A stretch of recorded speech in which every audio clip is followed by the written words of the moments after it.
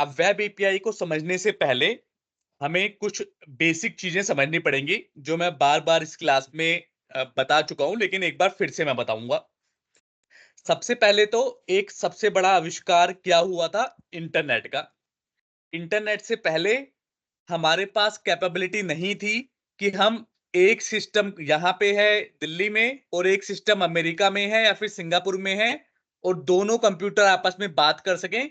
ये कैपेबिलिटी हमारे पास नहीं थी। इंटरनेट ये सब कैपेबिलिटी लेके आया। अब जो लेके आए थे उनका नाम वो क्या थे? W world wide web. ये कम्युनिटी कम्युनिटी बनी थी, इन्होंने ही पूरा आविष्कार किया था, समझ लो इस चीज का। एक कम्युनिटी बना के, इसीलिए आप देखते हो कि सारी इंटरनेट पे जो भी वेबसाइट खोलते हो www डॉट करके लिखना पड़ता है, क्योंकि इसी कम्युनिटी ने इंटरनेट के कंसेप्ट और इसको बेसिकली पूरी दुनिया के सामने लेके आए थे ये लोग। अब इंटरनेट के बाद जब इंटरनेट आया तो एक चीज बताई गई कि भाई एक प्रोटोकॉल होगा। प्रोटोकॉल क्या होता है कि भाई कुछ set of rules and regulation, कि कैसे एक इंफॉर्मेशन दूसरी जगह पे जाएगी। तो उस प्रोटोकॉल का नाम रखा गया एचटीटीपी। जहां पे कोई चीज समझ में ना आए मुझसे पूछ लेना। इसका फुल फॉर्म क्या है? Hyper text transfer protocol. ये कुछ सेट ऑफ रूल्स हैं कि भाई इस तरीके से ही एक इंफॉर्मेशन, हम कहीं मान लो कोई चीज हमारी सर्वर पे पड़ी हुई है, उससे कोई इंफॉर्मेशन मुझे लेनी है, तो कैसे लूंगा? इस प्रोटोकॉल के जरिए। कि भाई इस प्रोटोकॉल ने बता रखा है कि एक तरीका होगा, ये नहीं कि आप कुछ भी लिख दोगे आपको रिजल्ट मिल जाएगा। एक आपको रिक्वेस्ट बना के भेजनी पड़ेगी। रिक्वेस्ट का एक फॉर्मेट होगा, उसका एक हेडर होगा, उसकी एक बॉडी होगी। इस तरह से आप रिक्वेस्ट बना के भेजोगे सर्वर को। सर्वर फिर रिस्पॉन्स देगा। रिस्पॉन्स में भी एक उसका रिस्पॉन्स का हेडर होगा, रिस्पॉन्स की बॉडी होगी। ये सब होगा। और भी चीजें होंगी, बट ये मोटा मोटा याद कर लो। अब ये सर्वर की बात कहां से आई? तो कोई भी चीज एक्सेस करने के लिए इंटरनेट आने के बाद दो चीज बताई गई थी। कि भाई एक, फर्स्ट क्या था? सर्वर। कि अगर आपका सॉफ्टवेयर सर्वर पे पड़ा है, मतलब आप सॉफ्टवेयर बना के घर पे रख लोगे, कोई काम का नहीं है। अगर आप सोचो कि आपने अपने कंप्यूटर पे वेब एप्लीकेशन बना ली और मस्त मैं दुनिया को दिखा दूंगा, इट इज नॉट पॉसिबल। आपको अगर अपनी एप्लीकेशन को दुनिया को दिखाना है, इंटरनेट पे लाना है, तो आपको अपनी एप्लीकेशन को सर्वर पे डालना होगा। एक बार एप्लीकेशन सर्वर पे चली गई, तो with the help of client plus internet. अब क्लाइंट क्या है? क्लाइंट होते हैं ब्राउजर। दुनिया के जितने भी ब्राउजर हैं वो सब क्लाइंट हैं। तो with the help of client plus internet, internet connection होना चाहिए, you can access that website. उस वेबसाइट को फिर आप एक्सेस कर पाओगे। तो ये मोटा मोटा रूल बताया गया। इंटरनेट बना तो एक दूसरे से इंफॉर्मेशन हम शेयर कर पाए। उसने सिंपल सी चीज कही कि भाई अपनी एप्लीकेशन बनाओ, एक सर्वर पे डालो। सर्वर क्या है? वो भी एक सॉफ्टवेयर है, एक मशीन समझ लो, एक मशीन है। इस सर्वर का एक आईपी एड्रेस होगा, एक एड्रेस होगा, जिसे आईपी एड्रेस बोलते हैं। अब यहाँ पे आपने एड्रेस पे डाल दिया उस अपना कोड। अब क्लाइंट मतलब कोई सा भी ब्राउजर खोलो उस पे, और इंटरनेट होना चाहिए। इंटरनेट होगा तो आप यूआरएल डालोगे। यूआरएल डालोगे तो यूआरएल क्या होगा? बिहाइंड द सीन यही एचटीटीपी रिक्वेस्ट होगी। वो एचटीटीपी रिक्वेस्ट होगी तो उसमें एड्रेस भी होगा, उसका हेडर भी होगा, बॉडी भी होगा। इसमें सबका एड्रेस छुपा होगा कि भाई कहां पे सर्वर पे जाके मुझे हिट करना है। अब वो छुपा होगा तो यूआरएल जाएगा सर्वर से, सर्वर पे हिट करेगा, इंफॉर्मेशन लेगा और रिस्पॉन्स वापस कर देगा। किसको वापस कर देगा? क्लाइंट को। क्लाइंट कौन? ब्राउजर। और फिर जो आपको वेबसाइट होगी या फिर जो भी इंटरनेट पे एप्लीकेशन आपकी पड़ी होगी, वो ब्राउजर पे दिख जाएगी। ऐसा ही होता है। हम ब्राउजर खोलते हैं, ये क्लाइंट है, इस पे मैंने रिक्वेस्ट डाली कि भाई मुझे ये रिक्वेस्ट HTTP की रिक्वेस्ट है, ये अभी यहाँ पे तो URL दिख रहा है, लेकिन बिहाइंड द सीन एक रिक्वेस्ट है, एक प्रोटोकॉल फॉलो कर रहा है ये। मैंने रिक्वेस्ट डाली, सर्वर पे हिट हुआ, ये देखो हिट होने जा रहा है, सर्वर पे हिट होगा और डाटा लेके आएगा। सही से लिख लेते हैं, हिट हुआ। अब हिट हुआ तो डाटा लेके आया, और डाटा कौन शो करेगा? ब्राउजर ही तो शो करेगा, तो क्लाइंट ही शो करता है। तो सर्वर पे गया, रिस्पॉन्स लेके आया, और ये रिस्पॉन्स इस ब्राउजर ने शो कर दिया। देखो रिस्पॉन्स मिल गया इस ब्राउजर को, अब ये शो कर रहा है, लोड हो रहा है अभी, होने दो बेचारे को।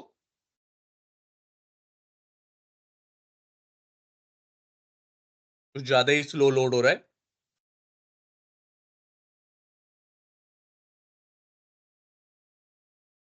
जब तक ये साइड बाय लोड होता रहा है, हम दूसरा भी लोड कर लेते हैं जो फास्ट होगा। हो गया, चलो ये लोड। तो ये हमारा रिस्पॉन्स आ गया, और रिस्पॉन्स किसने शो किया? ब्राउजर ने, क्लाइंट ने। मतलब ब्राउजर का जब भी बात करूंगा तो समझ लेना क्लाइंट की बात कर रहा हूं।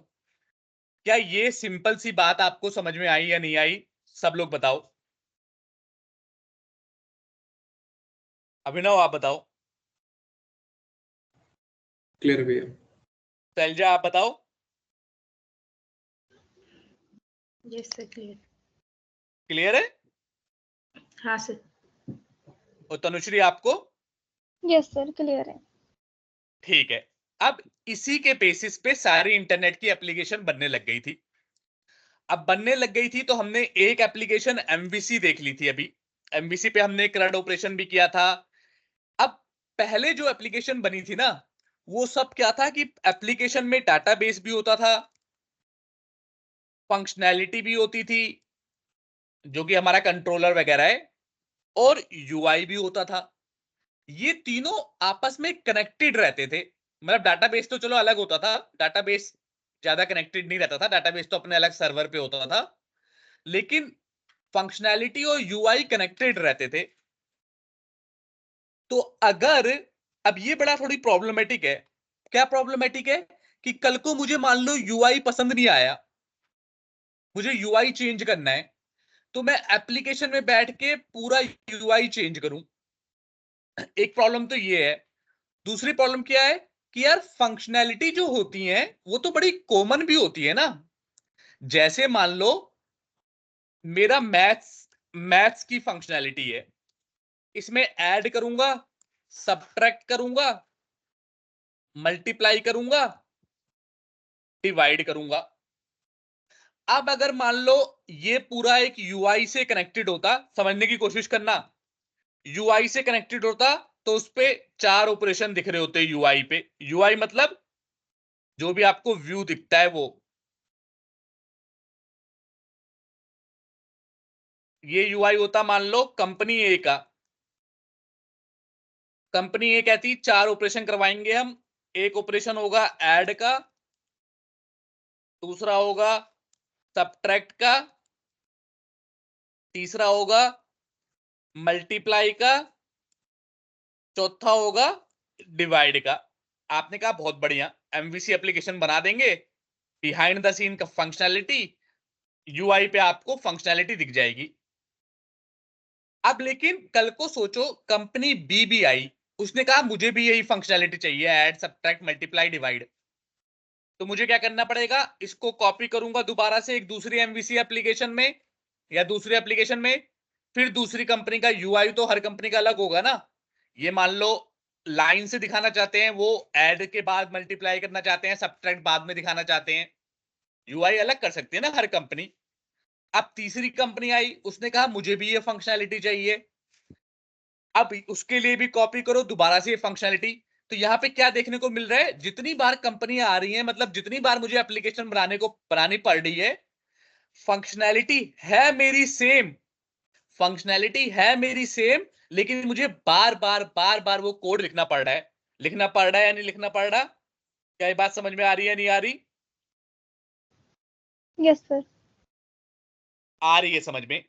तो इसको सॉल्व करने के लिए वेब एपीआई आया। वेब एपीआई ने क्या कहा कि भाई हमें UI से लेना देना है ही नहीं कुछ, हम सिर्फ सर्विस देंगे। सर्विस मतलब हम सिर्फ फंक्शनैलिटी बना के आपको दे देंगे। अब आपका काम है कि आप उसको किसी भी यूआई पे लगा दो। अब क्या करूंगा मैं बेसिकली इस फंक्शनैलिटी को बना के एक जगह पेंट पे दिखाता हूं, ज्यादा अच्छा समझ में आएगा। मैं क्या करूंगा, इस फंक्शनैलिटी को बना के एक जगह यहां पे रख दूंगा। यहां पे मेरी फंक्शनैलिटी हो जाएगी वही मैथ्स वाली। बहुत सिंपल चीज है, अभी आप समझ जाओगे 2 मिनट में। और देखा जाए तो बहुत कॉम्प्लेक्स भी है, लेकिन मैं इसे इतनी सिंपल तरीके से भी आपको बताऊंगा कि आप 2 मिनट में समझ जाओगे। इन्होंने एक क्या किया, अपनी फंक्शनैलिटी बनाई, कोई यूआई नहीं बनाया, डाटाबेस से कनेक्टिविटी वगैरह सब बना ली और फंक्शनैलिटी बना ली। डाटाबेस तो वैसे भी सेपरेट होता है, आपको पता ही है, डाटाबेस अलग सर्वर पे रहता है, तो डाटाबेस से कोई इशू नहीं है। इन्होंने क्या किया, अपनी फंक्शनैलिटी बना दी। अब कंपनी ए भी उस फंक्शनैलिटी को यूज कर सकती है, कंपनी बी भी आएगी, वो भी यूज करेगी, कंपनी सी आएगी वो भी, कंपनी डी आएगी वो भी, ये भी कर सकती है भाई। क्योंकि हम तो फंक्शनैलिटी बेच रहे हैं, हम पूरे का पूरा एप्लीकेशन नहीं बेच रहे, हम सिर्फ फंक्शनैलिटी बेच रहे हैं। इवन एक और स्टेप आगे बढ़ जाओ, मान लो कंपनी डी है, उसको भी कुछ फंक्शनैलिटी ही बनानी है, लेकिन उस फंक्शनैलिटी में ये वाली फंक्शनैलिटी भी यूज कर, जैसे मुझे कैलकुलेटर बनाना है, कैलकुलेटर में मुझे ऐड सब्ट्रैक्ट मल्टीप्लाई डिवाइड भी चाहिए। तो जो कंपनी डी है वो बना तो रही है फंक्शनैलिटी, इसको अलग गोला बना लेते हैं कि ये भी फंक्शनैलिटी बना रही है, लेकिन इस फंक्शनैलिटी में भी इसे दूसरी फंक्शनैलिटी को यूज करना है। तो क्योंकि हम फंक्शनैलिटी को बेच रहे हैं अपनी, तो हम चाहे तो कंपनी फंक्शनैलिटी बनाए उसमें हमारी फंक्शनैलिटी यूज कर ले, चाहे तो यूआई बनाए उसमें कर ले। दोनों तरीके से हम अपनी फंक्शनैलिटी बेच सकते हैं, क्योंकि अब हमें यूआई यूआई से मतलब नहीं है। हमने तो एक मस्त सा लॉजिक बना लिया जो छोटे मोटे लोग नहीं बना सकते, वो बना के हम धड़ल्ले से उसे बेच रहे हैं। जो मर्जी उसका इस्तेमाल करे, हमें हमारी फंक्शनैलिटी के पैसे दे दे, बात हमारी यहीं पे खत्म हो जाएगी। क्या ये बात समझ में आई? इससे कितना फायदा होगा, होगा या नहीं होगा, बोलो। यस।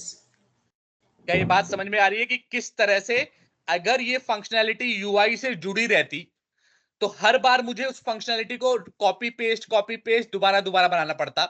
लेकिन अब मैंने फंक्शनैलिटी को अलग से सर्वर पे डाल दिया, तो ये फंक्शनैलिटी मैं किसी को भी बेच सकता हूं।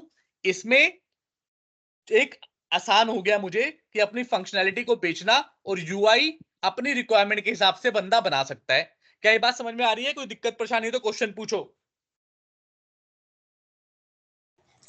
क्लियर है वैसे? शैलजा आप बताओ।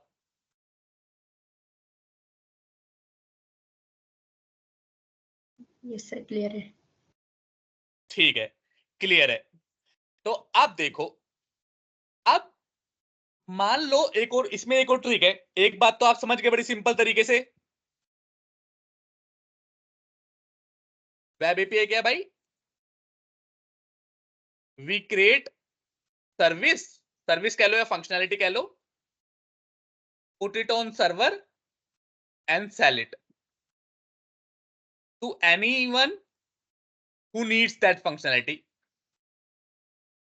अब जरूरी नहीं है कि भाई वो फंक्शनैलिटी कोई कंपनी विद यूआई, किसी के पास यूआई लेके आए या दूसरी फंक्शनैलिटी ही लेके आए।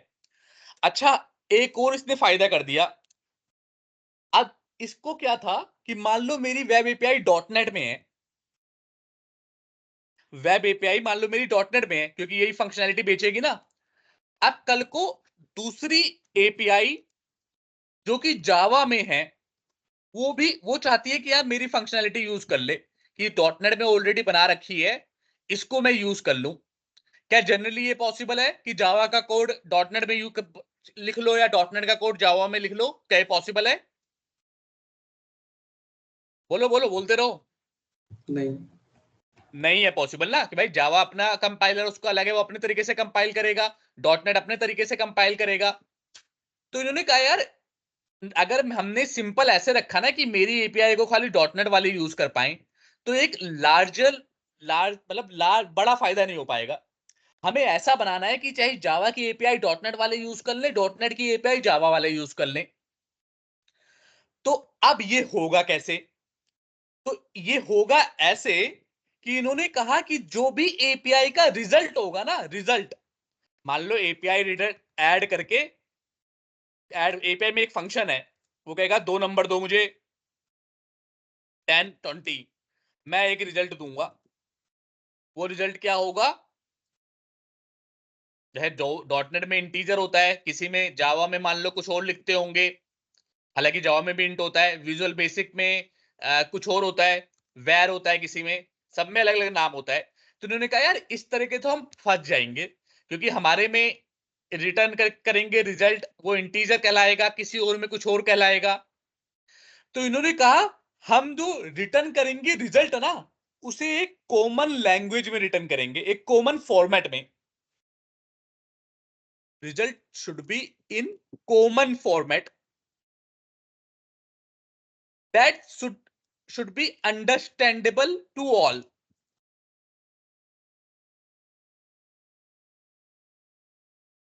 बड़े ध्यान से समझना, कैसे, देखो कैसे लोगों का सोच सोच बढ़ रही है।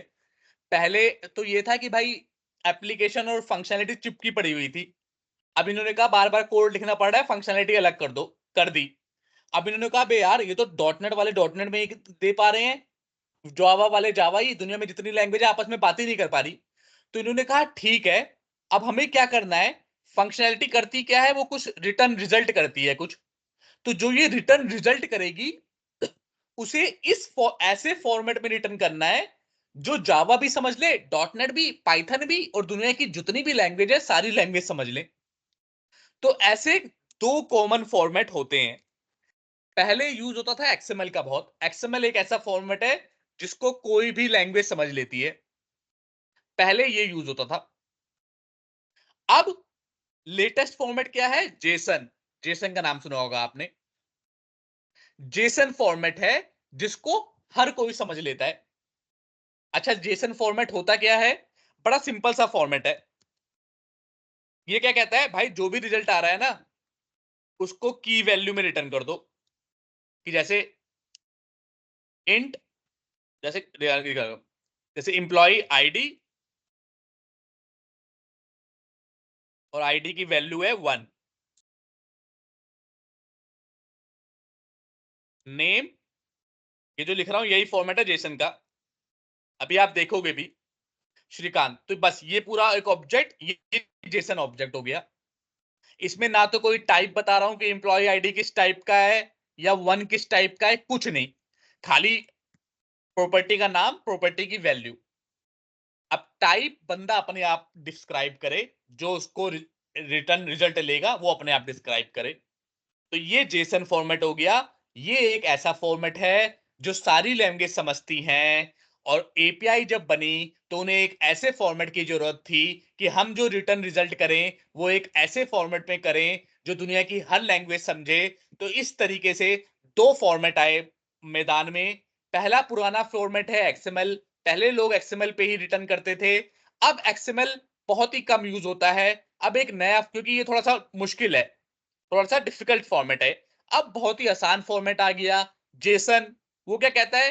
प्रॉपर्टी वैल्यू, प्रॉपर्टी वैल्यू, बस इस तरह से आप रिटर्न कर दो। बाकी जो लैंग्वेज रिजल्ट लेगी वो अपने आप समझेगी कि उसको इंटीजर में कन्वर्ट करना है या स्ट्रिंग में करना है या किसी और में करना है। इस तरीके से एपीआई का इवोल्यूशन हुआ। क्या ये बात समझ में आ रही है या नहीं आ रही? क्लियर है। क्लियर? किसी को अभी तक कोई डाउट? बहुत इंपॉर्टेंट चीजें हैं ये, समझना, समझोगे तभी डिटेल में और आज समझ में आएंगी चीजें। फिर इंटरव्यू क्वेश्चन आप बता पाओगे सारे। कोई पूछेगा कि एपीआई क्यों आई, या फिर एक क्वेश्चन होता है सोप एपीआई और रेस्ट एपीआई में क्या डिफरेंस है। तो सोप पुरानी वाली है, पुरानी वाली है इसका मतलब एक्सएमएल यूज करती थी। रेस्ट नई वाली है, नई वाली है इसका मतलब जेसन यूज करती है। इस तरीके से समझोगे, लेकिन ये बेसिक समझना बहुत जरूरी है। वैभव आपको समझ में आ रहा है? अनम्यूट होकर बोलो। सर जी सर, थोड़ा लेट ज्वाइन किया था तो ठीक है, पर जितना थोड़ा अभी थोड़ा। समझ में आ रहा है जो अब बता हाँ रहा जी हूं, जी।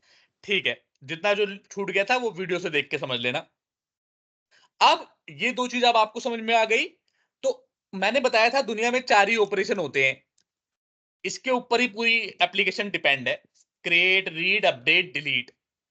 तो इन्होंने भी बनाया। अच्छा, इन्होंने ये बोला कि एपीआई जो बनेगी ये एचटीटीपी प्रोटोकॉल यूज करेगी, क्योंकि ये पूरा इंटरनेट का ही काम है, इंटरनेट पे ही काम हो रहा है, तो ये एचटीटीपी प्रोटोकॉल को यूज करेंगे।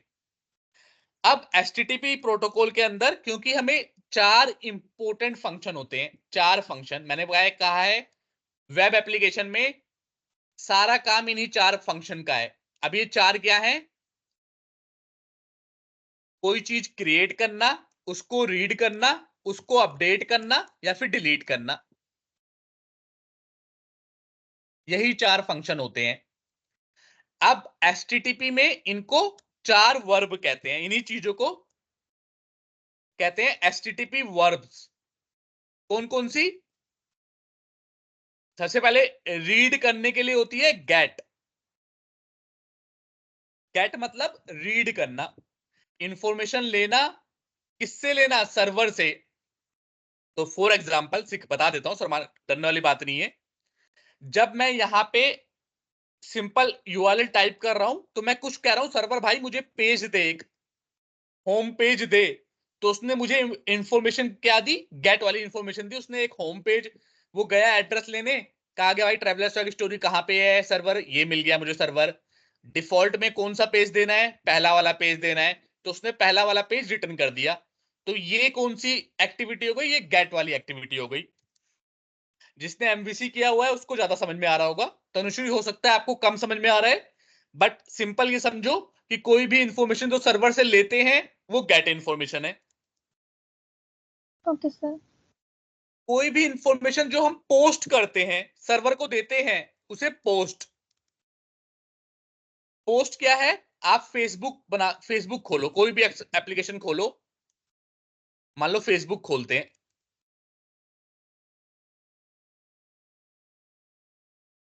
अब यहां पे आप एक अकाउंट बनाओगे, अपना नाम डालोगे, सरनेम डालोगे, मोबाइल डालोगे, फिर साइन अप पे क्लिक करोगे। साइन अप पे क्लिक करोगे तो इंफॉर्मेशन जाएगी किसके पास? सर्वर के पास। सर्वर उसको डाटाबेस में सेव कर लेगा, जिससे अगली बार जब आप लॉगिन करो तो वो इंफॉर्मेशन आपको दे सके। तो इस प्रोसेस को, जिसमें सर्वर को आप इंफॉर्मेशन दे रहे हो, वहां पे तो देखो आप ले रहे थे, आप कुछ दे नहीं रहे थे, आप खाली कह रहे थे मुझे जो भी पहले पेज पे पड़ा है दे दे मुझे। यहां पे आप इंफॉर्मेशन डाल रहे हो और सर्वर को इंफॉर्मेशन दे रहे हो। तो जहां पे सर्वर को इंफॉर्मेशन देते हैं वहां पे पोस्ट का इस्तेमाल करते हैं।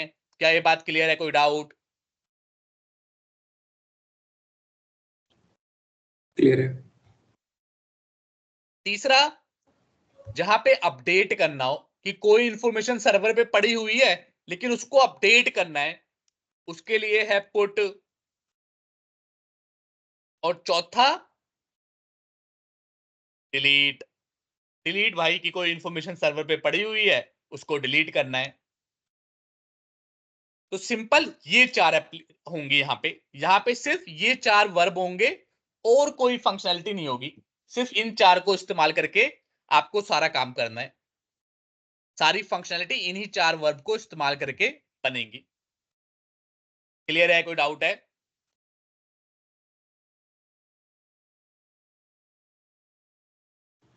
क्लियर है। ठीक है, तो ये तो हो गया बेसिक अपना ज्ञान, जो कि क्या बोलते हैं इसे, कि किताबों में था। अब इसे थोड़ा प्रैक्टिकल करके देखते हैं कि डॉटनेट में वेब एपीआई बनाते कैसे हैं। हम बिल्कुल लेटेस्ट वाली बनाएंगे, डॉटनेट कोर वाली। तो क्या करना है? विजुअल स्टूडियो खोलना है।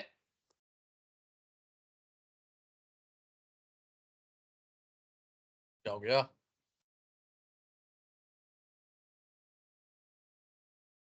अपना विजुअल स्टूडियो खोलना है आपको, क्रिएट न्यू प्रोजेक्ट पे जाना है। अभी तक आपने कंसोल ऐप बना रहे थे प्रोजेक्ट में, या फिर आप बाकी बच्चों ने एमवीसी बनाया था। अब हम ढूंढेंगे वेब एपीआई। वेब एपीआई बनाओगे आप। वेब एपीआई में देखो यार है वेब ऐप, तो वेब ऐप नहीं बनानी हमें, ऐप नहीं बनानी हमें, एपीआई बनानी है। एपीआई मतलब एमवीसी का ही छोटा भाई है, उसमें बस व्यू नहीं होता, इसमें बस यूआई नहीं होता, खाली फंक्शनैलिटी होती है। अभी देखेंगे, डरना नहीं है, घबराना नहीं है।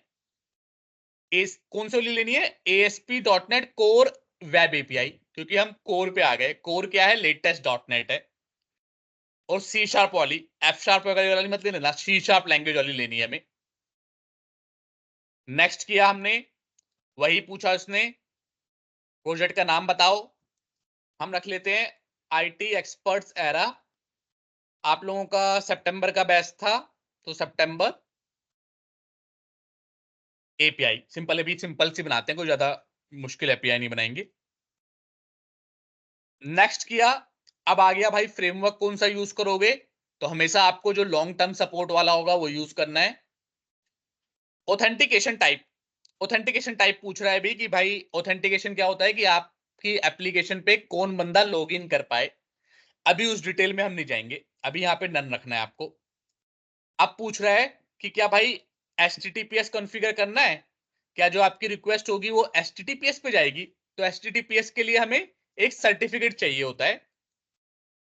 अभी हमें HTTPS की भी जरूरत नहीं है, क्योंकि हमें ऑथेंटिकेशन और HTTPS अभी हम नहीं सीख रहे, हम तो वेब एपीआई के बारे में सीख रहे हैं, तो हटा दूंगा मैं इसे। अब कह रहा है use controller uncheck to use minimal API, कि भाई कंट्रोलर यूज करोगे, तो मैं कह रहा हूं हाँ हाँ यार वेब एपीआई मैं अपना कंट्रोलर यूज करूंगा। अब कह रहा है इनेबल ओपन एपीआई सपोर्ट। अब कह रहा है भाई ये बड़ा इंपॉर्टेंट पॉइंट है। कह रहा है क्योंकि आपकी तो सिर्फ फंक्शनैलिटी होगी, यूआई तो कुछ होगा ही नहीं, तो आप टेस्ट कैसे करोगे? जो फंक्शनैलिटी आपने लिखी है, अगर मैं आपको यूआई ना दूं, अगर आप कंसोल में भी कुछ लिखते हो, console dot right line, black वाली स्क्रीन दिखती है, उस पे ही तो आपको डाटा दिखता है। बात सही है नहीं है? मैं कह दूं आपके पास फंक्शनैलिटी दे रहा हूं मैं, कोई यूआई नहीं दे रहा, तो आप फंक्शनैलिटी को टेस्ट कैसे करोगे? फंस जाओगे या नहीं फंसोगे? बताओ। वैभव आप, वो अभिनव आप बताओ। अगर एमवीसी में मैंने आपको सिर्फ कंट्रोलर दे दिया, यूआई नहीं दिया, तो कंट्रोलर का जो कोड था वो टेस्ट कैसे करोगे? It's not possible, right? सो गए आप सब लोग? आवाज कट रही है, पता नहीं क्या हो रहा है। मेरी आवाज कट रही है क्या? मेरी आवाज सबको क्लियर आ रही है? Yes, Tanushree sir. आप बताओ। Yes, sir. ठीक है, तो ठीक है, मतलब इसका मतलब आवाज आ रही है। अगर किसी को डाउट कट रही होगी तो वो दोबारा वीडियो में चेक कर लेना। बट मैं यहाँ पे ये समझाने की कोशिश कर रहा हूं कि अगर आपके पास कोई यूआई नहीं हुआ, तो सिर्फ फंक्शनैलिटी वाले प्रोजेक्ट को आप टेस्ट नहीं कर सकते। तो इसके लिए इसने बोला है भाई इनेबल ओपन एपीआई सपोर्ट, कि मैं तेरे को एक सपोर्ट प्रोवाइड कर दूंगा डेवलपमेंट इन्वायरमेंट में, जिसके थ्रू तू टेस्ट कर पाएगा अपनी फंक्शनैलिटी। मतलब एक नकली यूआई बना के मैं तेरे को दे दूंगा, तू जब डिप्लॉय करूंगा मैं कोड सर्वर पे, तो वो यूआई नहीं रहेगा, क्योंकि तब तो खाली फंक्शनैलिटी रहेगी। लेकिन अभी के लिए डेवलपमेंट के लिए ओपन एपीआई, ओपन एपीआई क्या होता है? जो एक एपीआई है, एक स्वैगर नाम की एक एपीआई है, जो यूआई एक नकली यूआई बना के हमें सपोर्ट करने के लिए, फंक्शनैलिटी को टेस्ट करने के लिए मिल जाएगी। तो इसलिए हम इनेबल, क्योंकि हमें टेस्ट करना है इसलिए हम इनेबल कर दे रहे हैं अभी। अब आप क्रिएट कर दो।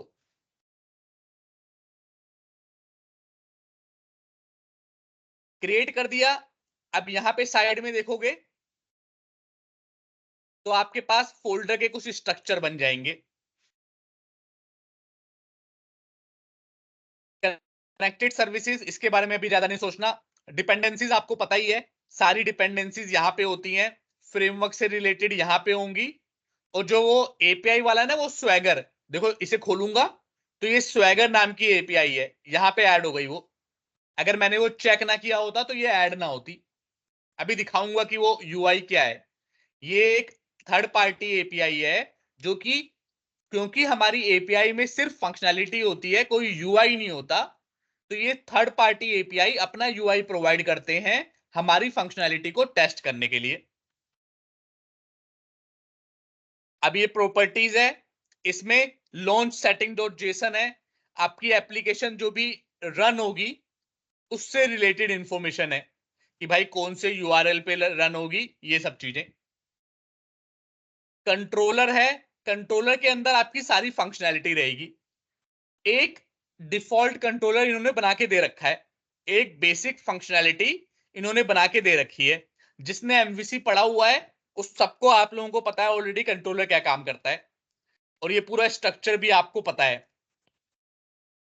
एक ऐप सेटिंग डॉट जेसन है। तनुश्री, अगर आपको 50% भी समझ में आ रहा है दैट्स गुड इनफ, क्योंकि अभी आप दोबारा से ये पढ़ने वाले हो, तो आपके लिए होगा कि आपको रिवीजन करने में आसानी होगी। अब ऐप सेटिंग डॉट जेसन है, जहां पे हम डाटाबेस से रिलेटेड एक्टिविटी, अपनी लॉगिंग से रिलेटेड एक्टिविटी, ये सब लिखते हैं। एक प्रोग्राम डॉट सीएस है, जो कि स्टार्टिंग पॉइंट होता है इस एप्लीकेशन का, कि भाई इस डॉटनेट को कैसे पता चलेगा कि कहां से शुरुआत करना है। तो डॉटनेट हमेशा प्रोग्राम डॉट सीएस वाली फाइल को ढूंढता है और यहां से शुरुआत करेगा प्रोग्राम को एग्जीक्यूट करना। अब एक इन्होंने क्लास दे रखी है वेदर फोरकास्ट नाम की, इसे मॉडल समझ लो। जिसे एमवीसी पढ़ा था ये मॉडल है, ये ऑलरेडी बना के दे रखा है इन्होंने, तो हमें कुछ नहीं करना अभी, फिलहाल बस रन कर देना है।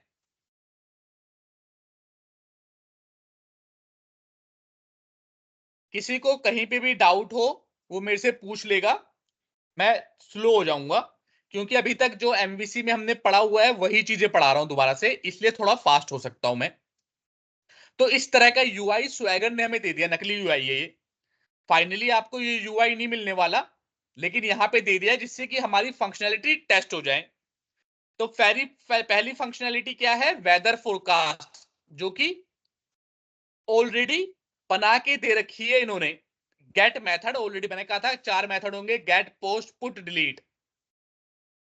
तो गेट क्या कर रहा है, देखो रिटर्न कर रहा है, ये कोड थोड़ा समझना पड़ेगा आपको। इन्यूमरेबल डॉट रेंज, रेंज का मतलब है 1 से 5। इसमें बेसिकली क्या कर रहे हैं हम, 1 से लेके 5 तक बार बार ये लूप चला रहे हैं और इंफॉर्मेशन डाल रहे हैं वेदर फोरकास्ट के ऑब्जेक्ट में। वेदर फोरकास्ट का ऑब्जेक्ट क्या है, जिसके अंदर ये 4 प्रॉपर्टी हैं। तो अगर मैं इसे खोलूं, फिलहाल सिर्फ 3 प्रॉपर्टी में वैल्यू पुट कर रहे हैं और इसको एरे बना के रिटर्न कर दे रहे हैं। तो अगर मैं यहां पे गेट करता हूं और गेट करने के बाद हम टेस्ट कर रहे हैं कि मेरी फंक्शनैलिटी में कुछ हो भी रहा है नहीं हो रहा, तो ट्राई इट आउट करूंगा और एग्जीक्यूट कर दूंगा। एग्जीक्यूट करूंगा तो 5 बार देखो, 5 बार 1 से लेके 5 बार चल रहा था ना ये, 1 से लेके 5 बार रेंज कि मतलब 5 बार ये लूप चलेगा और 5 ऑब्जेक्ट बना के उसका एक एरे बना के रिटर्न कर देगा। ये मेथड सिर्फ इतना काम कर रहा है। मेथड का नाम क्या होगा, गेट फोरकास्ट। तो गेट फोरकास्ट ही मेथड का नाम था, हमने चेक कर लिया यहां पे। मेथड का नाम था गेट और नाम क्या था, वेदर फोरकास्ट। तो गेट और वेदर फोरकास्ट।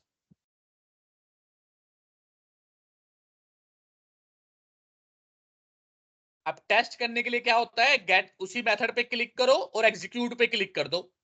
तो एग्जीक्यूट करोगे तो जो भी आपकी फंक्शनैलिटी होगी वो रन होगी और जो रिजल्ट होगा वो रिटर्न हो जाएगा। अब फंक्शनैलिटी रन कैसे होती है, मैंने कहा था रिक्वेस्ट जाएगी और रिस्पॉन्स आएगा।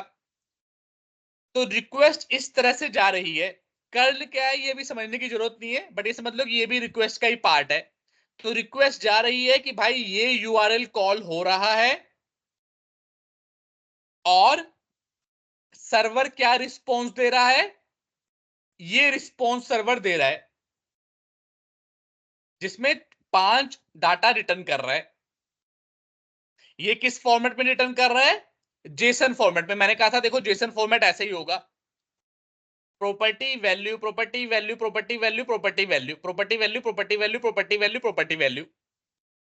तो जेसन फॉर्मेट ने इसमें रिटर्न कर दिया।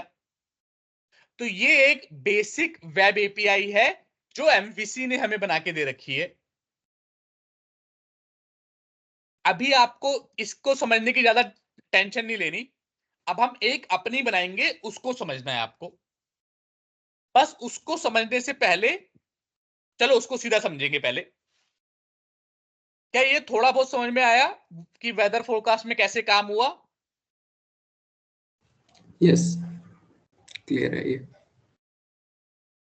शैलजा आप बताओ। यस। जिसने एमवीसी किया है उसे थोड़ा बहुत समझ में आ रहा होगा।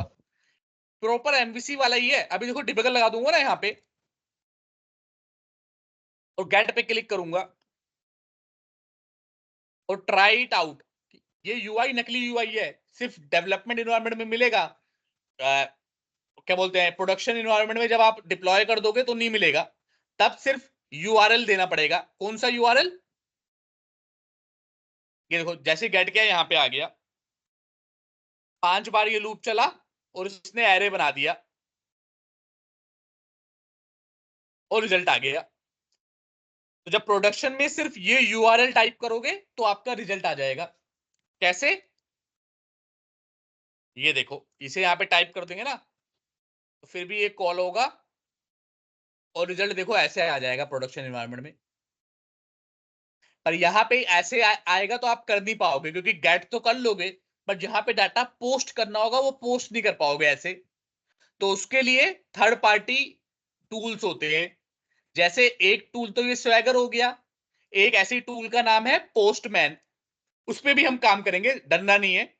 लेकिन अभी के लिए बिल्कुल सिंपल समझना है हमें कि ये तो बनी बनाई एपीआई थी। अब हम एक अपनी बनाते हैं तो वो उसमें ज्यादा समझ में आएगा, क्योंकि वो हमने अपने दम पे बनाई होगी। ठीक है, आप कैसे बनाएंगे? वही स्टेप है। कोई भी एपीआई बनाने के लिए आपको स्टेप लिख देता हूं। अच्छा, इससे पहले एक चीज बता देता हूं, ये थोड़ा सा ये भी पॉइंट है। अब जो एचटीटीपी मैंने कहा ना रिक्वेस्ट जाती है, रिक्वेस्ट में क्या होगा, आपका यूआरएल भेजेगा, कुछ रिक्वेस्ट का हेडर भेजेगा। हेडर में इंफॉर्मेशन होती है, आईपी एड्रेस, ये फलाना ढिमकाना कि ये सेफ है नहीं है, बहुत सारी इंफॉर्मेशन। डिटेल में समझने की भी जरूरत नहीं है, बस मतलब कुछ हेडर भेजेगा, कुछ बॉडी भेजेगा, कुछ ऐसे भेजेगा। और फिर एचटीटीपी का रिस्पॉन्स आएगा सर्वर से। रिस्पॉन्स में भी इसी तरह का आता है कि रिक्वेस्ट रिस्पॉन्स की हेडर होगा, बॉडी होगी, इस तरह का। अब रिस्पॉन्स का ना कोड होता है, एचटीटीपी रिस्पॉन्स एक कुछ कोड रिटर्न करते हैं। फेमस बहुत सारे कोड रिटर्न करता है, आपको बहुत सारे नहीं समझना। एक रिटर्न करता है 200। अगर आपकी रिक्वेस्ट सक्सेसफुल हो गई तो 200 रिटर्न करेगा। कि मतलब मैंने यूआरएल भेजा कोई, वो यूआरएल एग्जिस्ट करता है, कि गेट वेदर फोरकास्ट एग्जिस्ट करता है। अगर एग्जिस्ट करता है और रिटर्न रिजल्ट कर दिया तो 200 कि मतलब सक्सेसफुल है भाई। ऐसे ही दूसरा रिटर्न करता है कोड, ये अभी दिखाऊंगा कहां पे रिटर्न कर रहा है, ये सब देखने को मिलेगा। 201, अगर इसने सही से सक्सेसफुली पोस्ट कर दिया डाटा तो 201 करता है। ऐसे ही एक और इंपॉर्टेंट है 404। अगर इसे आपका मिला ही नहीं, कुछ जो आपने यूआरएल भेजा है, रिक्वेस्ट भेजी है, वो मिली ही नहीं, तो कहता है 404 नोट फाउंड। कई सारी वेबसाइट में आपने देखा होगा, यूआरएल डालते हो 404 नोट फाउंड का पेज आ जाता है। इसका मतलब उसे मिला ही नहीं वो पेज। और चौथा कोड क्या है, 500। इसे बोलते हैं इंटरनल सर्वर एरर, कि भाई कोई सर्वर पे एरर आ गई है। क्या आई है वो डिटेल अभी नहीं बताई इसने बता दिया कोई सर्वर पे तो एरर आ गई है। तो ये 4 कोड इंपॉर्टेंट है। क्या समझ में आ रही है ये बात या नहीं आ रही? एचटीटीपी जो रिस्पॉन्स देगा वो इस कोड के साथ देगा, बेस्ड ऑन कि भाई अगर सक्सेस हुआ तो 200 भेजेगा, अगर आपने पोस्ट सक्सेसफुली कर दिया तो 201, अगर रिक्वेस्ट मिली ही नहीं तो 404, और अगर कोई एरर आ गई तो 500। इस कोड के बेसिस पे आप समझ जाओगे कि क्या काम हो रहा है। क्या बात समझ में आ रही है, नहीं आ रही? यस, क्लियर है। आप बनाते हैं अपना एक खेल, खेलते हैं अपना, बनाते हैं, वही काम करना है। पहला स्टेप क्या है वहां पे बताओ? एमवीसी में पहला स्टेप क्या था?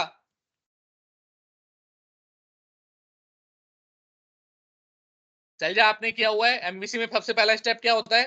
बाकी लोगों ने तो होमवर्क की कॉपी नहीं दी अभी तक, आपने दिए खाली, बताओ।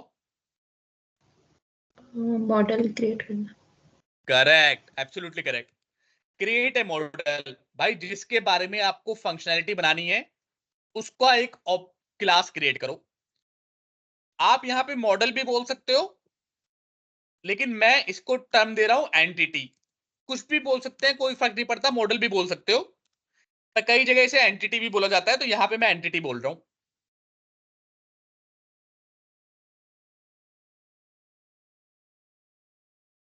क्लास का नाम क्या रखूंगा? एम्प्लॉय।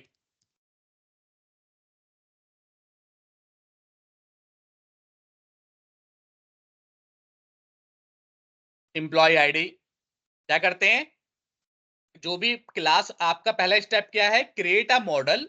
और एक मॉडल मतलब किसके बारे में बात हो रही है? तो यहां पे हम एम्प्लॉय के बारे में बात करेंगे। तो एम्प्लॉय की क्या क्या प्रॉपर्टी होती है? एम्प्लॉय की आईडी होती है, एम्प्लॉय का नाम होता है। अब एक काम कर लेते हैं, ज्यादा प्रॉपर्टी नहीं बनाते, एक एम्प्लॉय का डिपार्टमेंट बना लेते हैं बस, कि भाई ये 3 प्रॉपर्टी हमने बना ली। करेक्ट तनुश्री, आपको भी समझ में आ रहा है? एंटिटी में हम क्या कर रहे हैं, सिर्फ किसके बारे में हम फंक्शनैलिटी बनाएंगे उस क्लास को बना रहे हैं, और उस क्लास की प्रॉपर्टी बना रहे हैं। कि मान लो एम्प्लॉय के बारे में अब हमें फंक्शनैलिटी बनानी है, तो एम्प्लॉय की प्रॉपर्टी क्या क्या होती है? एम्प्लॉय की कोई आईडी होती है, उसका नाम होता है, डिपार्टमेंट होता है, सिटी होता है, किस शहर में रहता है, किस कंट्री में रहता है, ये सब होता है प्रॉपर्टी। तनुश्री, आप समझते हो कि प्रॉपर्टी क्या होता है या नहीं समझते? Yes, sir. समझते हो? तो ये बात समझ में आ रही है कि हम जिसके बारे में Yes, हमें sir. फंक्शनैलिटी बनानी है उसकी एक एंटिटी क्लास बना ली, या फिर मॉडल, इसे मॉडल भी बोलते हैं, मॉडल बना लिया। क्लियर? Yes. सेकेंड स्टेप क्या होता है? शैलजा आप बताओ।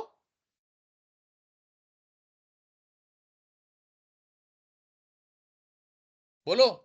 रिपोजिटरी। रिपोजिटरी पैटर्न बनाना होता है। लेकिन मैंने एमवीसी बनाते हुए बताया था कि भाई रिपोजिटरी पैटर्न कोई मैंडेटरी नहीं है। ऐसा नहीं है कि जबरदस्ती बनाना ही बनाना है। वो तो हमने बना लिया था कि एक फंक्शनैलिटी अलग से रखनी है।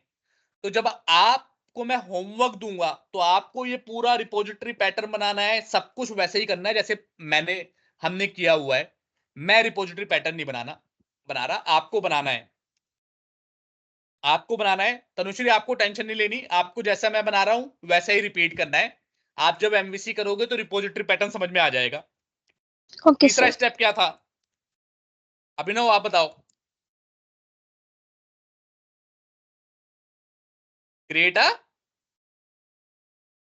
कंट्रोलर। कंट्रोलर। रिपोजिटरी पैटर्न बन गया, उसके बाद कंट्रोलर बनाते थे, नहीं बनाते थे? फिर उसमें तो कंट्रोलर बनाएंगे मेथड ऐड कंट्रोलर। कर देते। करेक्ट, तो अब बनाएंगे हम कंट्रोलर। अब कंट्रोलर आ गया तो क्या इस बार हमें एमवीसी वाला बनाना है? आ गया, हमारा एपीआई वाला बनाना है हमें। तो इस बार हम क्या ऐड करेंगे? एपीआई वाला कंट्रोलर। एम्प्टी नहीं, हम कह रहे हैं भाई राइट, रीड राइट सब तू हमारे लिए बना के भेज दे, जैसे एमवीसी में था। इस बार एमवीसी वाला नहीं करना, इस बार एपीआई वाला करना है। हम कह रहे हैं इसे भाई तू हमारे लिए सब रीड राइट ये सब लिख के भेज दे, हमें कोई टेंशन नहीं लेनी। ऐड किया, कह रहा है नाम तो बताओ, वो भी लिख के भेज दूं क्या? हम कह रहे नहीं नहीं, नाम तो हम बता ही देंगे। तो बता दिया हमने। अब देखो, बन गया कंट्रोलर। इसने एक बेसिक कंट्रोलर बना के भेज दिया मुझे। कंट्रोलर में क्या है? सबसे ऊपर राउट होता है। राउट मतलब कि इस रूट का मतलब आपको एमवीसी में पता है कि भाई लोकल होस्ट के बाद ये डालना पड़ेगा पहले आपको, एपीआई स्लैश कंट्रोलर। कंट्रोलर मतलब इंप्लॉय। कंट्रोलर का मतलब ब्रैकेट में है ना, कंट्रोलर का मतलब एम्प्लॉय। अभी रन करके दिखाता हूं, थोड़ा सा हो सकता है दिक्कत आ रही हो समझने में, लेकिन इसे ये समझ के चलो कि पूरी लाइफ यही काम करना है आपको, तो आसान लगेगा।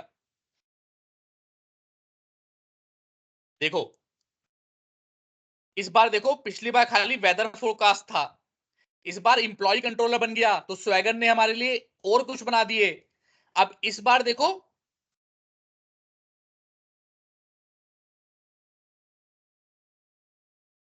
मान लो इसे गेट इट आउट करता हूं, तो रिक्वेस्ट का यूआरएल देखना, यूआरएल क्या बना, शुरुआत कहां से हुई, एपीआई इंप्लॉय।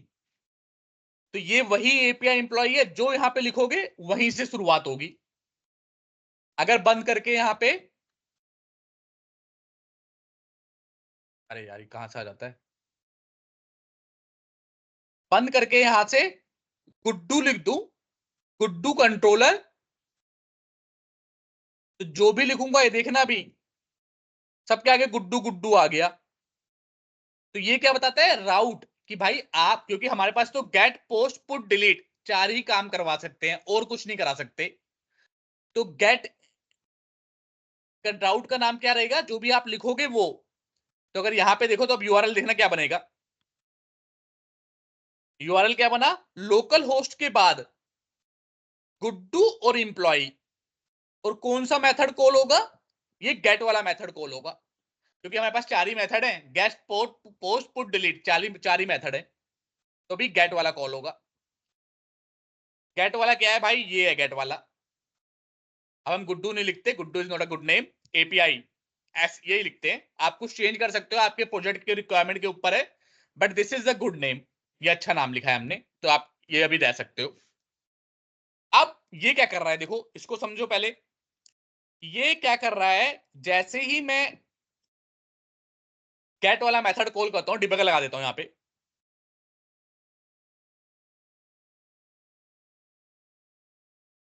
जैसे ही मैं ट्राई इट आउट करूंगा, ध्यान से करना, पहले गेट पे क्लिक किया, फिर ट्राई इट आउट पे क्लिक किया, अब एग्जीक्यूट पे करूंगा तो एग्जीक्यूट होगा मेथड, एग्जीक्यूट हुआ, इसने स्ट्रिंग का एरे बनाया और रिटर्न कर दिया, स्ट्रिंग का एरे बनाया और रिटर्न कर दिया, दो स्ट्रिंग रिटर्न कर दिए, तो यहां पे 2 स्ट्रिंग रिटर्न हो रहे होंगे। ये देखो भाई, एक वैल्यू 1, एक वैल्यू 2, और किस में रिटर्न हो रहा है, एरे में रिटर्न हो रहा है। यही रिटर्न हो रहा है या नहीं हो रहा, Yes. अब हमें क्या रिटर्न करना होता है, लेकिन कंट्रोलर में, गेट में हमें क्या रिटर्न करना होता है, कौन बताएगा, अभिनव तुम बताओ, गेट वाले मेथड में क्या रिटर्न करते हैं हम, लिस्ट ऑफ एम्प्लॉय करते हैं ना, भूल गए, गेट मेथड मतलब इंडेक्स मेथड, जो पहला इंडेक्स मेथड था एम्प्लॉय क्लास में, कंट्रोल एमवीसी में, वो यहाँ पे गेट मेथड है, कि भाई सारे एम्प्लॉय की लिस्ट रिटर्न कर दे। तो अभी तो एम्प्लॉय का मैंने रिपोजिटरी पैटर्न वैटर्न बनाया ही नहीं, तो लिस्ट कहां से आएगी, तो लिस्ट हम यहीं पे बनाएंगे।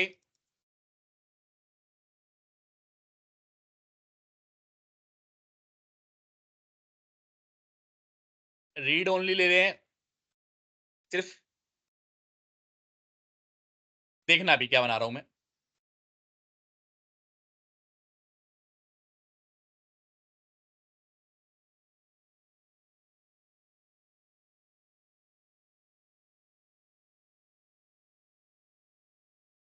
आइनरेबल और लिस्ट एक ही बात है, इसे कोई डिफरेंस नहीं है। एक क्लास में जब इंटरव्यू के क्वेश्चन पढ़ाऊंगा तो बताऊंगा आइनरेबल क्या होता है डिटेल में, अभी के लिए ऐसे समझ लो ये भी लिस्ट है। तो मैंने क्या किया, अपनी क्लास का, जो अपनी बनाई थी एंटिटी, उसका एक लिस्ट ले ली, यही करते थे। अब इसमें कुछ डिफॉल्ट वैल्यू तो देनी पड़ेगी ना, तो डिफॉल्ट वैल्यू कैसे देते थे हम, स्टैटिक एम्प्लॉय, स्टैटिक में देते थे, जिससे कि एक ही बार कॉल हो, बार बार कॉल ना हो, स्टैटिक कंस्ट्रक्टर में। अब मैं क्या चाहता हूं, मैंने क्या किया, मैंने एक लिस्ट बना ली अपने एम्प्लॉयज की, कि भाई इसके अंदर सारे एम्प्लॉय बन जाएंगे, लिस्ट ऑफ एम्प्लॉई है, मतलब इस लिस्ट के अंदर एम्प्लॉय का ऑब्जेक्ट आएगा। अब मैं कुछ चाहता हूं कि गेट में कुछ डिफॉल्ट वैल्यू मुझे मिल जाए, तो यहां पे क्या कर रहा हूं, इंसर्ट सम डिफॉल्ट वैल्यू।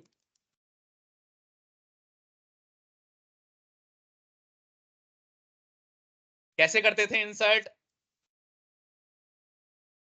याद है आप लोगों को या भूल गए?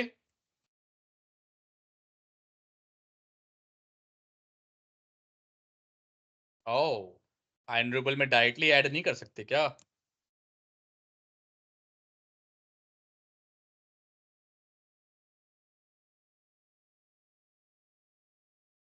नो प्रॉब्लम, इसे लिस्ट ही ले लेते हैं फिर।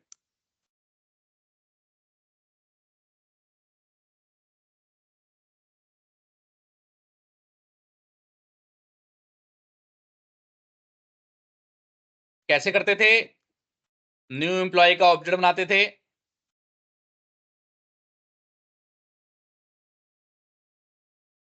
क्या कर रहे हैं हम, सबको समझ में आ रहा है नहीं आ रहा है ये बात? शैलजा आप बताओ। यस सर, आ रहा है। करेक्ट, यही करते थे ना वहां पे भी। हाँ सर। तो भाई दो ऑब्जेक्ट बना लेंगे। तनुश्री कुछ नहीं कर रहे हमने लिस्ट का एम्प्लॉय लिया है और स्टैटिक कंस्ट्रक्टर के अंदर उस एम्प्लॉय के अंदर लिस्ट ऑफ एम्प्लॉय के अंदर एम्प्लॉय की डाटा डाल रहे हैं। पहला एम्प्लॉय की इंफॉर्मेशन डाल दी, आईडी, नेम और डिपार्टमेंट। ऐसे ही 3 एम्प्लॉय डाल लेते हैं,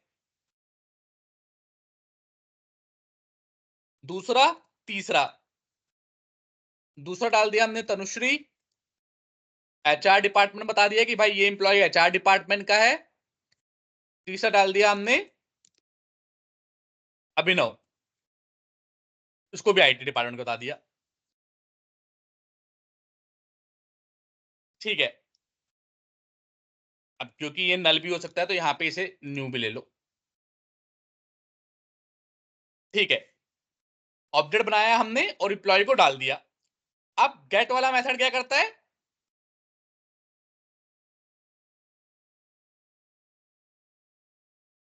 अब हमें स्ट्रिंग रिटर्न नहीं कराना, हमें क्या रिटर्न कराना है, लिस्ट ऑफ स्ट्रिंग रिटर्न की जगह लिस्ट ऑफ एम्प्लॉय को रिटर्न कराना है यहां से। और एक सिंपल है, जैसे हम एमबीसी में सब कुछ एक्शन रिजल्ट के लिए अंदर करते थे, तो यहां पे भी सजेस्टेड यही रहता है कि आप सब कुछ एक्शन रिजल्ट के अंदर करो। नहीं भी करोगे तो भी कोई दिक्कत नहीं है, अगर आपने सिंपल ये करके रिटर्न कर दिया और रन किया।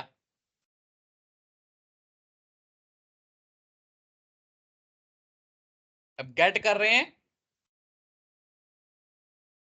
ट्राई इट आउट कर रहे हैं, एग्जीक्यूट कर रहे हैं, तो ये देखो भाई 3 एम्प्लॉय रिटर्न हो गए, जो भी हमने इंसर्ट किए थे वो रिटर्न हो गए या नहीं हो गए? किसी को इस चीज में डाउट कि कैसे रिटर्न हुए, क्यों रिटर्न हुए, कि आपने गेट वाला कॉल किया तो ये कैसे इसके अंदर एम्प्लॉय डाटा आ गया और कैसे हो रहा है ये, का इस चीज में किसी को डाउट है तो पूछो क्वेश्चन। क्लियर है अभी। चल जा, आप बताओ। क्लियर है। तनुश्री आप बताओ, क्या आपको समझ में आया? हमने क्या किया, यहाँ पे एम्प्लॉय का जो क्लास बनाई थी उसी को एक लिस्ट बना ली, उसकी लिस्ट। लिस्ट में क्या होता है तनुश्री, कलेक्शन होता है लिस्ट, जहां पे मल्टीपल वैल्यू डाल सकते हैं हम। तो क्यों Yes, बनाई sir. लिस्ट, क्यों बनाई हमने लिस्ट? क्योंकि भाई एक कंपनी में एक एम्प्लॉय थोड़ी ना होगा, एक कंपनी में तो हजारों एम्प्लॉय होंगे ना। तो लिस्ट क्या करेगी, उन सारे एम्प्लॉय को अपने अंदर सेव करके रखेगी, और जहां पे भी हमें उन सब एम्प्लॉय की इंफॉर्मेशन चाहिए होगी उस लिस्ट को हमने रिटर्न कर देंगे। क्या Yes, आपको sir. बात समझ में आई तनुश्री? Yes, sir. ठीक है, अब ये क्या मेथड है, ये बेस्ड ऑन आईडी, आईडी के बेस्ड पे क्या रिटर्न करेगा, कौन बताएगा? समझ में आ रहा है तो बोलो इसको क्या रिटर्न करना चाहिए। अगर वो आई इनरेबल एम्प्लॉय रिटर्न कर रहा है तो ये क्या रिटर्न करना चाहिए आईडी के बेस पे। शैलजा आप बताओ। एम्प्लॉय करना चाहिए ना, वो सब मेथड आपने पढ़े पढ़े तो हैं। एक तो क्या था, गेट बाय आईडी था, एक सिंपल इंडेक्स वाला मेथड था। तो ये आईडी के बेस पे एम्प्लॉय रिटर्न करेगा। कैसे करेगा,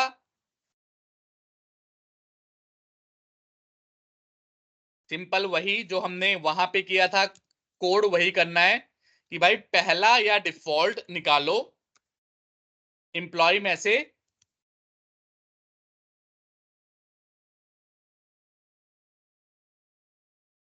जहां पे आईडी मैच कर जाए, एम्प्लॉय आईडी की मैच कर जाए आईडी से,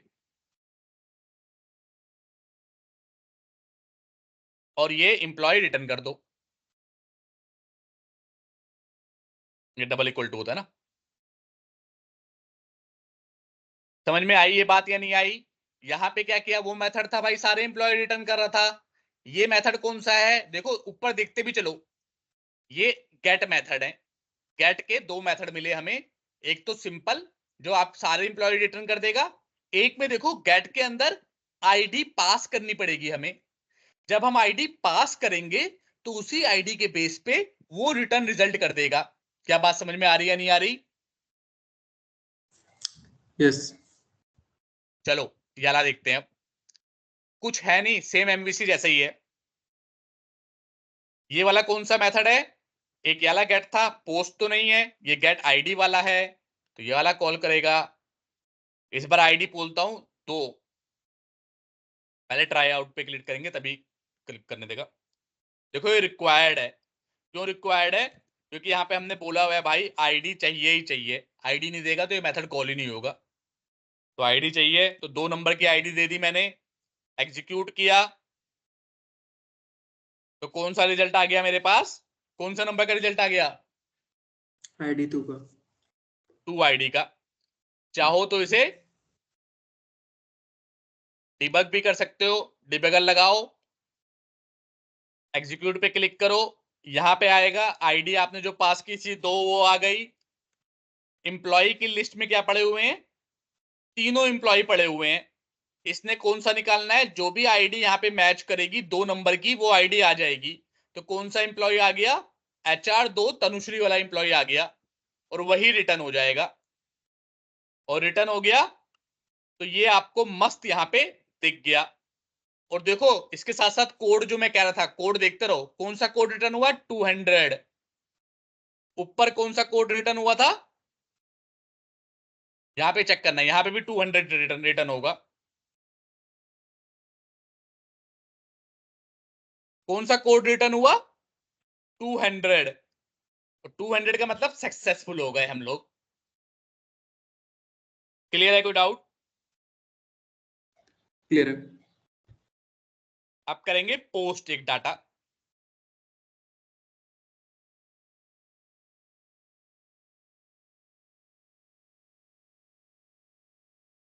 स्ट्रिंग तो नहीं लेना, हमें क्या लेना है, एम्प्लॉय लेना है।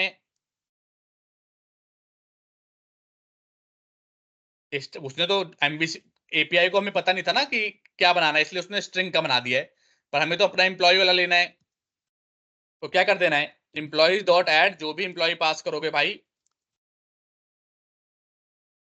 वो हम डाल देंगे।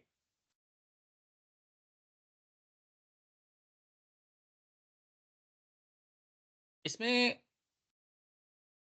एक चीज करते थे, मैंने कहीं नोट किया होगा,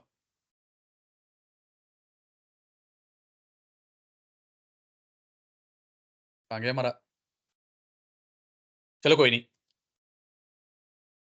चलो वो नेक्स्ट क्लास में बताऊंगा। कुछ फंक्शन है ना जो एपीआई बने बनाए देती है हमें, तो वो इस्तेमाल करो तो और ज्यादा अच्छे से आप कोड लिख पाते हो।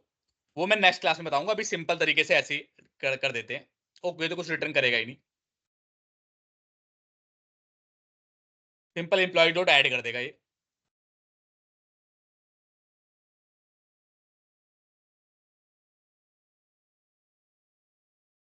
पोस्ट का मेथड आया, ट्राई इट आउट किया इसने, कह रहा भाई एम्प्लॉय का डालो, क्या डालोगे? तो मैंने फोर्थ डाला, फोर्थ में वैभव की वैल्यू डाली। देखो उसने बना के दे दिया कि भाई रिक्वेस्ट बॉडी इसी तरह का डाटा डाल सकते हो और किसी तरह का नहीं। क्यों? क्योंकि ये जेसन है और एपीआई वगैरह सब जेसन पे काम करती है, मैंने बताया था आपको। आप चाहो तो जबरदस्ती एक्सएमएल पे भी करा सकते हो, लेकिन आजकल यूज होता नहीं है एक्सएमएल, तो आप अभी एक्सएमएल की टेंशन लेना मत। डाल दिया मैंने ऑपरेशन, एग्जीक्यूट किया तो एग्जीक्यूट हो गया, सक्सेस हो गया। अब सक्सेस को चेक करने के लिए गेट पे गए, आगे हमारा ट्राई इट आउट किया, गेट को एग्जीक्यूट किया और यहां पे देखा तो हमारा चौथा डाटा भी आ गया। आ गया नहीं आ गया? बताओ। Yes Yes, sir.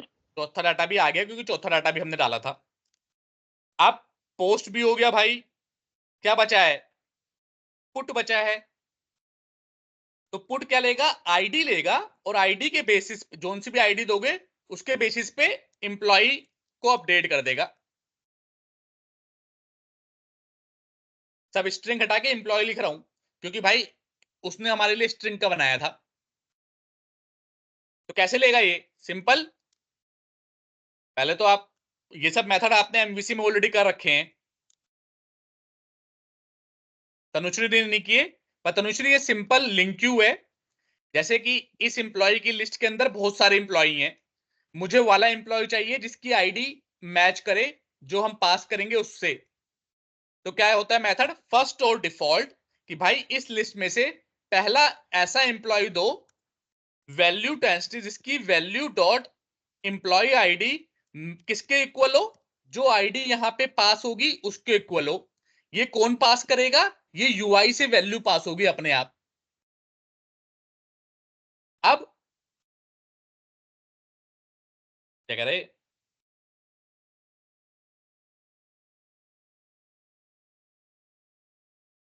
कह रहे local parameter named employee cannot be declared in this scope because that name is used in an enclosing। अच्छा, कह रहा भाई यहां पे भी तो एम्प्लॉय ले रखा है, इसको नहीं कुछ और नाम लिखो। तो लिख देता हूं ओल्ड एम्प्लॉय, क्योंकि ये तो नया डाटा, हम नया डाटा अपडेट करवाएंगे, तो ये ओल्ड एम्प्लॉय है। अब ओल्ड एम्प्लॉय आ गया तो ओल्ड एम्प्लॉय डॉट नेम में क्या हो जाएगा? जो भी हम पास करेंगे एम्प्लॉय डॉट नेम, उसका नेम। और ओल्ड एम्प्लॉय डॉट डिपार्टमेंट क्या हो जाएगा? जो भी हम पास करेंगे उसका डिपार्टमेंट। बस इतना ही, काम खत्म।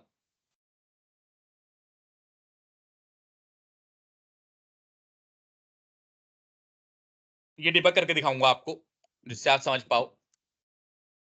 पुट पे क्लिक किया, ट्राई इट आउट पे क्लिक किया, कौन सी आईडी को अपडेट करना है कौन बताएगा? पहली, दूसरी, तीसरी किसको करूं अपडेट? तनुश्री आप बताओ, बोलो। Yes, sir. क्या? Yes, sir. क्या बताना है इसमें? ये कौन सी आईडी को फर्स्ट, करेगा? सेकंड या थर्ड में से कौन सी आईडी को आप अपडेट करवाना चाहते हो? Sir, second. ठीक है, सेकंड को अपडेट कराना चाहते हो। एम्प्लॉय आईडी तो सेम रहेगा 2। नेम क्या करना रखना चाहते हो उसका? Sir, कुछ भी ले लीजिए नेम। नहीं बताना है आपको। Sir, तनुश्री। तनुश्री, सेकंड में ऑलरेडी क्या पड़ा हुआ था? डिपार्ट। तनुश्री तो ऑलरेडी पड़ा हुआ है तो सेम ही रह जाएगा, तो फायदा नहीं है। कुछ और नाम बताओ,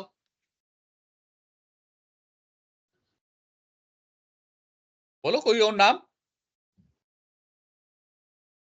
अनुज दे देते हैं, डिपार्टमेंट आईटी दे देते हैं। देखते हैं क्या पड़ा हुआ है। एचआर पड़ा हुआ था, अब ये भी आईटी की हो जाएगी, हो जाएगा तनुज।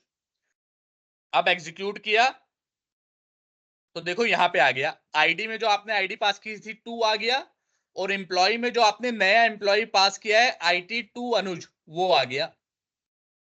अब इसने निकाला एम्प्लॉय, नेम चेंज कर दिया, अनुज हो गया, जो कि पहले क्या था? तनुश्री पड़ा था। डिपार्टमेंट में पहले एचआर पड़ा था, अब नया डिपार्टमेंट हो जाएगा आईटी। कंटिन्यू कर दिया हमने। नीचे आ देखते हैं रिस्पॉन्स क्या आया हमारा। 200 सक्सेसफुल हो गया। अब जाते हैं गेट में चेक करके कि भाई जो किया है वो हुआ भी है नहीं हुआ, तो चेंज हो गया नहीं हो गया? यस सर, बताओ चेंज हो गया, वैभव। अपडेट हो गया। अपडेट हो गया, करेक्ट। Yes sir. अब बचा लास्ट मेथड, वो क्या है? डिलीट का। डिलीट में क्या करना है भाई? कुछ नहीं करना, आईडी यहां पे पास करनी है और उसी आईडी को क्या कर देना है? एम्प्लॉय डॉट रिमूव लिस्ट के मेथड कर रखे हैं। तनुश्री आपने भी लिस्ट के मेथड कर रखे हैं नहीं कर रखे?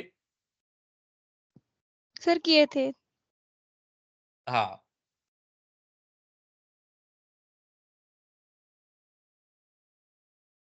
पहले तो एम्प्लॉय निकाल लो, कौन से एम्प्लॉय को डिलीट करना है। निकालने के लिए तो भाई ये एम्प्लॉय निकालेगा, वही तरीका, आईडी से एम्प्लॉय आ गया। अब जो भी एम्प्लॉय आया उसको यहां पे डाल के आपने डिलीट कर दिया। डिबग करेंगे, रन करेंगे, चेक करेंगे डिलीट की फंक्शनैलिटी, डिलीट पे क्लिक करेंगे, ट्राई इट आउट करेंगे। कौन सा वाला डिलीट करें तनुश्री बताओ? सर थर्ड वाला। थर्ड पे डाल दिया, एग्जीक्यूट पे क्लिक किया, आईडी चेक की, जो पास किया था वो वैल्यू आ गई।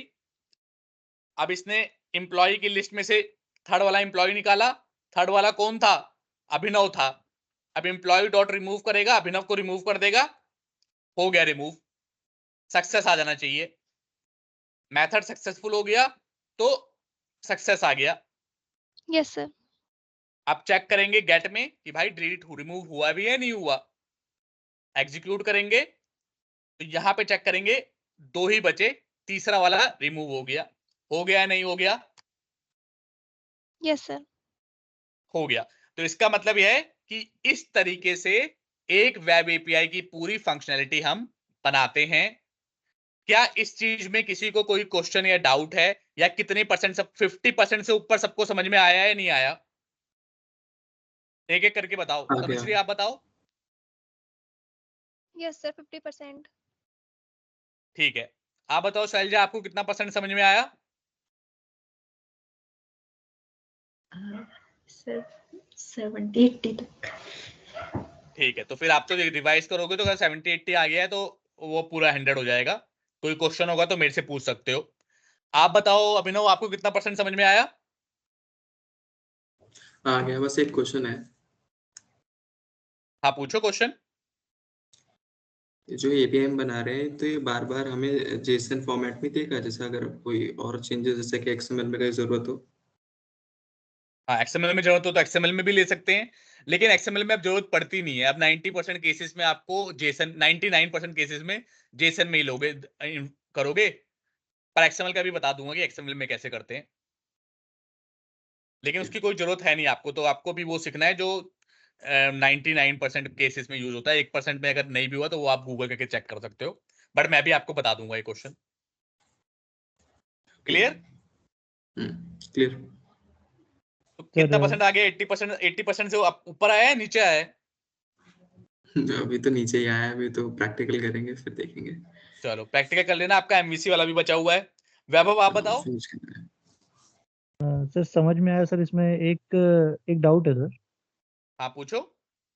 सर ये जो लास्ट में जब आपने डिलीट किया और ठीक इसको है। गेट में चला दोबारा से, तो सर वहाँ हाँ पर जो सेकंड में था वो अभी भी ये तनुश्री नाम आ रहा है, जबकि हमने अपडेट कर दिया था। तो अनुज क्यों नहीं आया सर वहाँ पर? हाँ, बहुत अच्छा क्वेश्चन। क्योंकि हमने फिर डिलीट की जब फंक्शनैलिटी लिखी थी, उसके बाद रोक के एप्लीकेशन को फिर से रन किया था, और जब रोक के दोबारा से रन करेंगे तो दोबारा से कंस्ट्रक्टर कॉल होगा और दोबारा से तनुश्री डाल देगा। क्योंकि स्टैटिक कंस्ट्रक्टर को एक बार मेमोरी मिलती है, लेकिन जब तक एप्लीकेशन चलती है तभी तक मेमोरी रहती है ना। जब एप्लीकेशन बंद हो जाएगी तब तो मेमोरी खत्म हो जाती है ना। बात समझ रहे हो नहीं समझ रहे? हमने एप्लीकेशन रोक के दोबारा चलाई है ना, रोक के दोबारा चलाऊंगा तो दोबारा से कंस्ट्रक्टर कॉल होगा, दोबारा से कॉल होगा तो दोबारा से तनुश्री डाल देगा। Okay sir. क्या ये बात समझ में आई या नहीं आई? Yes sir. ठीक है। अगर एप्लीकेशन चलती रही तब तो कंस्ट्रक्टर बार बार कॉल नहीं होगा, और बार बार कॉल नहीं होगा तो जो भी अपडेटेड वैल्यू करते रहेंगे वो हमें मिलती रहेगी। लेकिन रोक दिया मतलब सब खत्म, मेमोरी में जो भी इसने स्पेस लिया है सब खत्म। अब नई मेमोरी कब मिलेगी? जब दोबारा से रन करेंगे तब, और दोबारा से मेमोरी मिलेगी तो उसका मतलब दोबारा से कंस्ट्रक्टर कॉल होगा और दोबारा से नए रिकॉर्ड आ जाएंगे और वही वाले रिकॉर्ड जो कंस्ट्रक्टर में आपने लिखे हैं वो आपको दिख जाएंगे। Everyone clear on this point? Clear है। चलो ठीक है, फिर अब मिलते हैं नेक्स्ट क्लास में, और नेक्स्ट क्लास में थोड़ा सा और आगे बढ़ेंगे इसी वेब एपीआई के बारे में। तब तक के लिए बाय बाय।